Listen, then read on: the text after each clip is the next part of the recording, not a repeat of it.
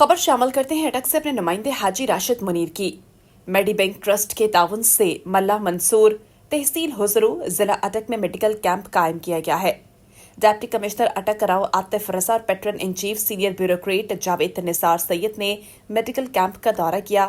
Deputy commissioner نے medical camp میں آنے والے مریضوں سے ملاقات کی اور صحت کے بارے میں دریافت کیا اور ان کو مہیا کی جانے والی طبی سہولیات کا معائنہ کیا۔ اس موقع پر بریفنگ دیتے ہوئے بتایا گیا کہ میڈی بینک ایک فلاحی ادارہ ہے جس کے سپریم پیٹرن صدر پاکستان اور صوبائی گورنرز ہیں، جبکہ چیف سیکرٹری، کمشنر اور ڈپٹی کمشنر اس کے انتظامی پیٹرن ہیں۔